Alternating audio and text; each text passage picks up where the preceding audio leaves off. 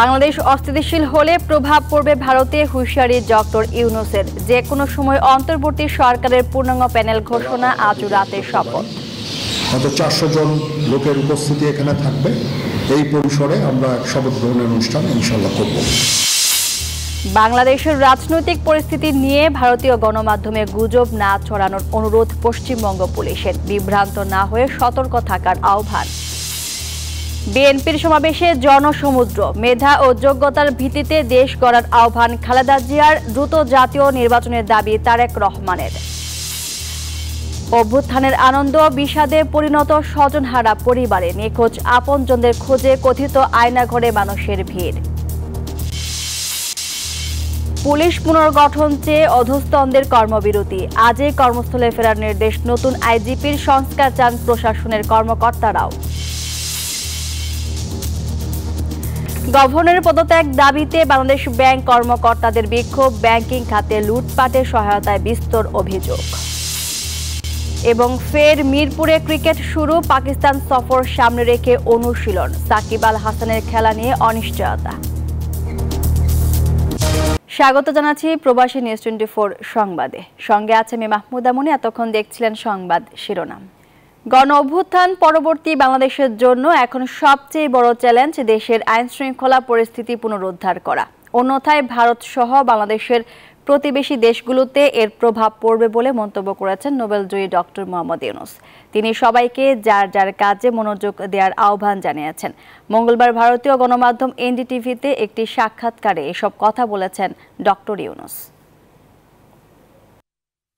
অন্তর্বর্তীকালীন সরকারের প্রধান হচ্ছেন শান্তিতে নোবেলজয়ী অধ্যাপক ডক্টর মোহাম্মদ ইউনূস। বঙ্গভবনে রাষ্ট্রপতির সঙ্গে 3 বাহিনীর প্রধান ও ছাত্র আন্দোলনের সমন্বয়কদের সঙ্গে দীর্ঘ বৈঠকে ইউনূসকে প্রধান করে অন্তর্বর্তীকালীন সরকার গঠনের সিদ্ধান্ত হয়। তার আগে ভারতের এনডিটিভিকে দেয়া সাক্ষাৎকারে শেখ হাসিনাকে স্বৈরশাসক আখ্যা দেন Yunus. Democratically run country, peaceful country. আজ বাংলাদেশের সব মানুষ নিজেদের স্বাধীন মনে করছে। বাংলাদেশের 17 কোটি মানুষের মধ্যে বেশিরভাগই তরুণ। তারা কখনো ভোট দেওয়ার সুযোগ পায়নি। কাজেই গণতন্ত্র নিশ্চিতের মাধ্যমে তাদের খুশি করা উচিত। দেশের শান্তি ও স্থিতিশীলতার উপরও জোর দেন doctor Mohammad Yunus. If you destabilize Bangladesh, Bangladesh অস্থিতিশীল হয়ে পড়লে তা আগ্নেয়গিরির অগ্নুৎপাতে পরিণত হতে পারে। সেই অস্থিতিশীল পরিস্থিতির প্রভাব গিয়ে পড়বে মিয়ানমার, ভারতের উত্তর পূর্বের 7 রাজ্য এবং পশ্চিমবঙ্গেও, কারণ এখানে লাখ লাখ রোহিঙ্গার বাস। নতুন সরকার দ্রুত দেশের স্থিতিশীলতা ফিরিয়ে আনবে বলেও আশ্বাস দেন Mohammad Yunus. So law and order has to be restored. This is the anger, which accumulated anger that led to it, but it's to restrain, make sure we go back to the normalcy as soon as possible. আসমাতুলি, news 24। অন্তর্বর্তীকালীন সরকারের প্রধান উপদেষ্টা হিসেবে শপথ নিতে ফ্রান্সের রাজধানী প্যারিসের শার্ল দ্য গোল বিমানবন্দর থেকে ঢাকার উদ্দেশ্যে রওনা হয়েছেন নোবেলজয়ী ডক্টর মোহাম্মদ ইউনূস। স্থানীয় সময় বুধবার কড়া নিরাপত্তায় তাকে বিমানবন্দরে নেওয়া হয়। এসব গণমাধ্যমকে ডক্টর মোহাম্মদ ইউনূস জানান, দেশে ফিরে চলমান সংকট সমাধানে সবাইকে সাথে নিয়ে ঐক্যবদ্ধভাবে কাজ করবেন। আর এই কাজে সবার সহযোগিতা চান তিনি। বৃহস্পতিবার দুপুরে দেশে ফেরার কথা রয়েছে তার। এদিন রাত 8টার দিকে অন্তর্বর্তীকালীন সরকারের শপথ নেওয়ার কথা রয়েছে। ডক্টর মোহাম্মদ ইউনূসের বিরুদ্ধে শ্রম আইন লঙ্ঘনের মামলায় 6 মাসের সাজা বাতিল করে অব্যাহতি দিয়েছেন শ্রম আপিল ট্রাইব্যুনাল। বুধবার শ্রম আপিল ট্রাইব্যুনালের বিচারক এম.এ. আউয়াল এ আদেশ দেন। ইউনূস সহ এই মামলায় 4 জনকে খালাস দিয়েছেন। চলতি বছরের 1 জানুয়ারি শ্রম আইন লঙ্ঘনের অভিযোগে দায়ের করা মামলায় অর্থনীতিবিদ ডক্টর মোহাম্মদ ইউনূস সহ 4 জনকে 6 মাসের বিনাশ্রম কারাদণ্ড দেন আদালত। এই মামলায় অন্য আসামিরা হলেন গ্রামীণ টেলিকমের এমডি আশরাফুল হাসান, পরিচালক নূরজাহান বেগম ও মোহাম্মদ শাহজাহান।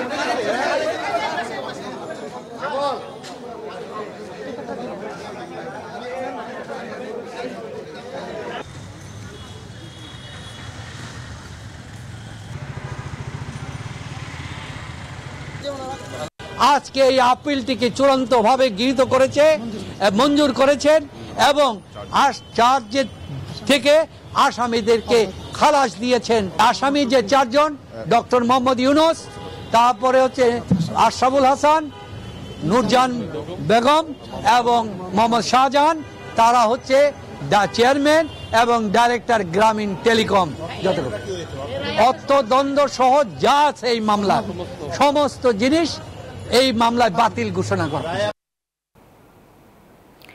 বাংলাদেশের চলমান রাজনৈতিক পরিস্থিতি নিয়ে গুজব এবং বিভ্রান্তকর তথ্য না ছড়াতে স্থানীয় গণমাধ্যমের প্রতি আহ্বান জানিয়েছেন পশ্চিমবঙ্গ পুলিশ। ওয়েস্ট বেঙ্গলের পুলিশের অফিসিয়াল ফেসবুক থেকে এই আহ্বান জানানো হয়। পোস্টে বলা হয়, বাংলাদেশে রাজনৈতিক পট পরিবর্তনে স্থানীয়ভাবে কিছু রিপোর্টিং করা হচ্ছে যা অত্যন্ত দৃষ্টিকটু, সাম্প্রদায়িকভাবে উস্কানিমূলক। এ ধরনের পদক্ষেপকে ভারতীয় প্রেস কাউন্সিলের নিয়মের পরিপন্থী বলে উল্লেখ করে বিবৃতিতে। পাশাপাশি এই ধরনের কভারেজ দেখে বিভ্রান্তি না হতে ও অনুরোধ জানানো হয়।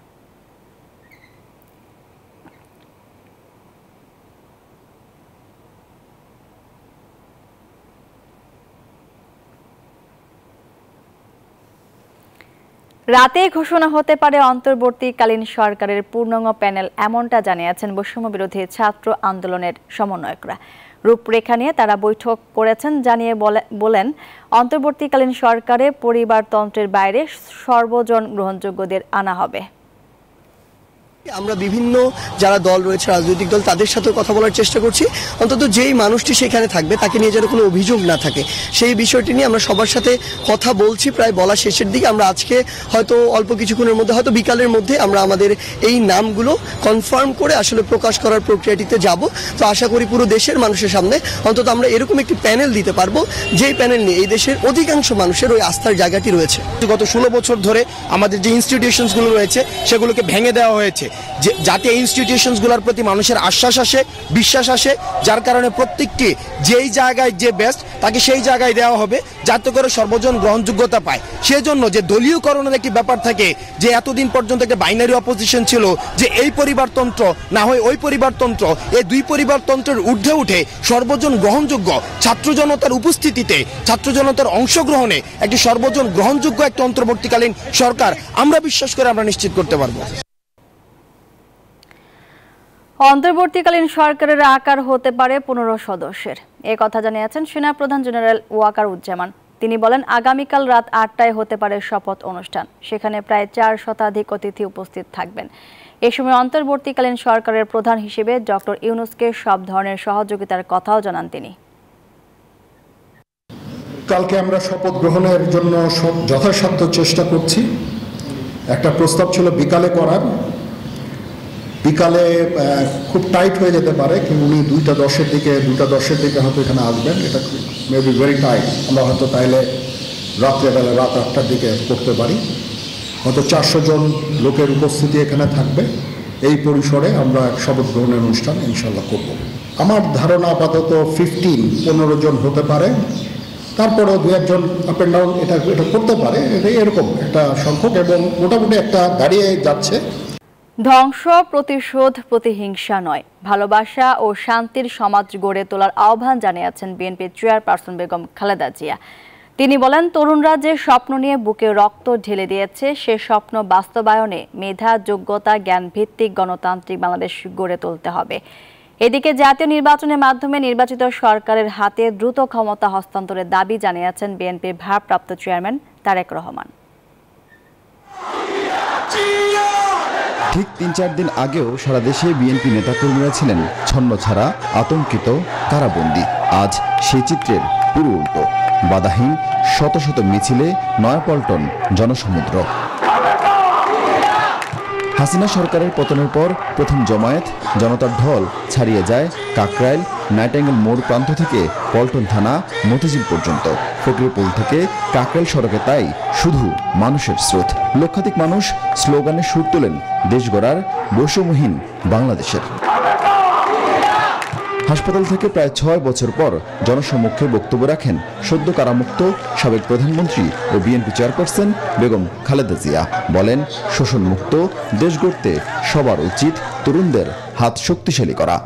যে স্বপ্ন নিয়ে বুকের রক্ত ঢেলে দিয়েছি, সেই স্বপ্ন বাস্তবায়নে করতে মেধা, যোগ্যতা, জ্ঞান ভিত্তিক গণতান্ত্রিক বাংলাদেশ গড়ে তুলতে হবে।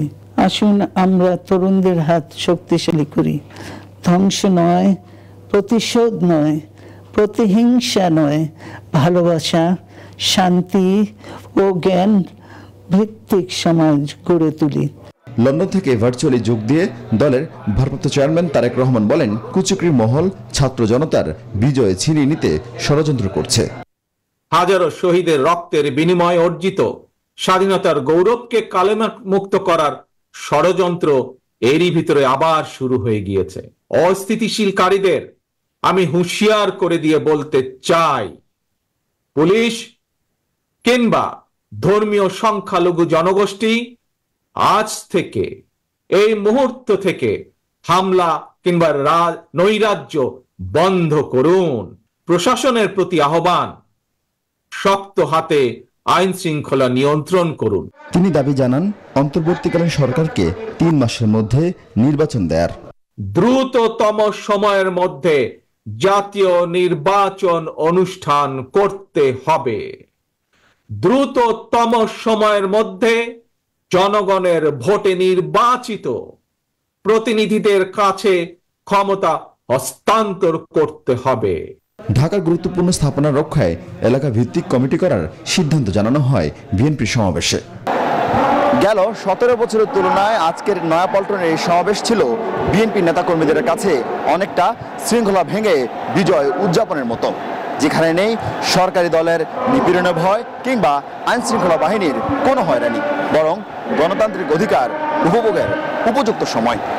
যাদের রক্তের বিনিময়ে স্বৈরাচার মুক্ত হয়েছে দেশ, তাদের কৃতজ্ঞ চিত্তে স্মরণ করলেন বিএনপির নেতাকর্মীরা। আরিফুল শাকিল, নিউজ 24, ঢাকা।